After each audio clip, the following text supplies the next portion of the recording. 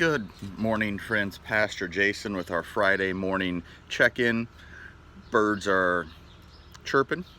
It's sunny. It's nice. Hopefully the beginnings of a good day and the start to a good weekend for all of us. Just wanted to check in this morning, see how we are doing, and share a bit of one of my favorite scriptures today. Came up yesterday in my Bible in a year plan, and every time it comes up I just feel compelled to talk about it just a bit. You've heard me more than likely speak on this at some point before, but we're talking about Acts chapter 17. This is the time where Paul and Silas are thrown in prison.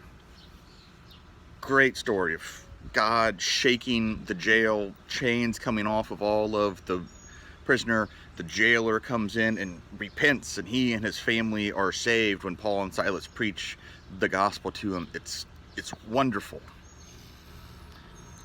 But the very beginning of the story is I think where the key lies. It's Paul and Silas, they're walking through town, they're ministering to people, they're preaching the gospel, they're teaching about Jesus, and they come across this slave girl who's prophesying.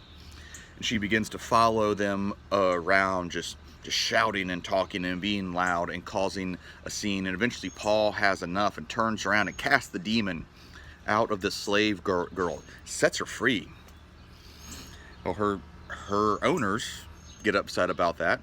They had been able to use the slave girl who was possessed by this demon to make money for themselves, to tell fortunes and do things like that. So now they've lost their source of income. They're livid at Paul and Silas. They drag them into court.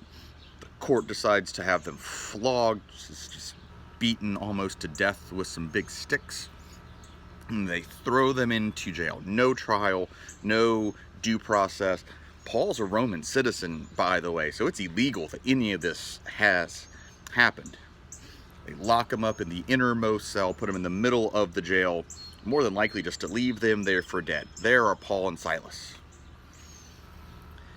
And in this chapter 17, we get this story of about midnight. Paul and Silas, bruised, broken, bleeding, in the middle of this dark, dank prison, are singing hymns and praising God, to the point of every other prisoner can hear them, and they're all listening. It's against that backdrop that God sends the earthquake, shakes the foundations of the jail, opens up all of the doors, all the chains break free, but no one leaves. Everyone stays there to see what God's going to do next, to hear what Paul and Silas are going to do next. And I think why no one leaves and why everyone stays there is because of the courage and the confidence displayed by Paul and Silas. Something unfair, wrong, illegal, however we want to try to categorize it, something horrific has happened to Paul and Silas, and what has occurred to them and them being thrown in jail is not right. But rather than hanging their heads, rather than complaining, rather than pouting, rather than being mad at God that this has happened, around midnight in the middle of the jail, they're praising God. They're singing hymns, and they're getting the attention of everyone else there. They're not letting the circumstances of the events dictate who they are.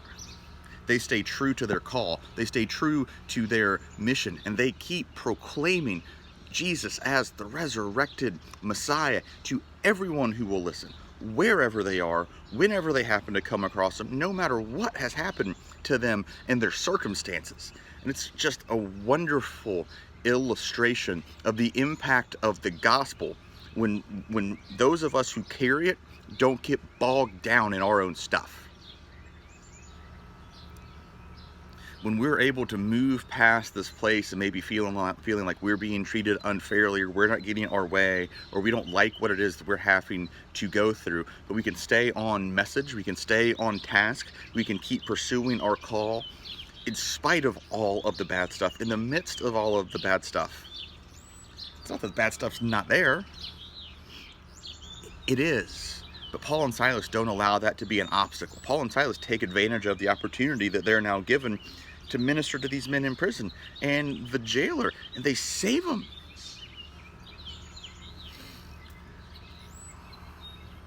In spite of everything that had happened physically to Paul and Silas around midnight in that jail, they're singing hymns and they're praising God, because that's who they are and that's what they do.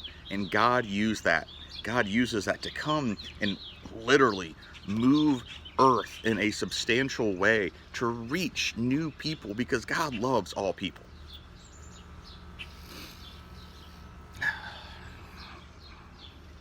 If you find some time today, friends, jump into Acts 17. There's a few other details there we're not gonna get into unpacking just for the sake of time today. But maybe just take a moment and consider maybe where we've let what's happened to us, what's been unfair, the circumstances we face. Maybe start to think about if there are some places where we've allowed that to be an excuse to stop doing what it is that we're supposed to do, to stop being who that God calls us to be. Then maybe we make today the first day that we start to work to get past that, so that no matter what comes our way, we're singing hymns and praising God and influencing those around us and impacting those around us. Acts chapter 17. If you get some time today, friends, jump into that, give that a read, give that a prayer through, spend some time meditating on that. If you have not yet filled out our returning to worship survey that you might have got via email or you saw on Facebook, and that is for everyone on Facebook as well who sees that, to fill us out, to give us your thoughts and your feedback. We would love for you to do that. Have a great day. Have a wonderful weekend. Continue to be safe and be responsible. Take care of yourself and each other. Be safe, be well. My friends, know how much that you are loved, and we will see you soon. Thanks.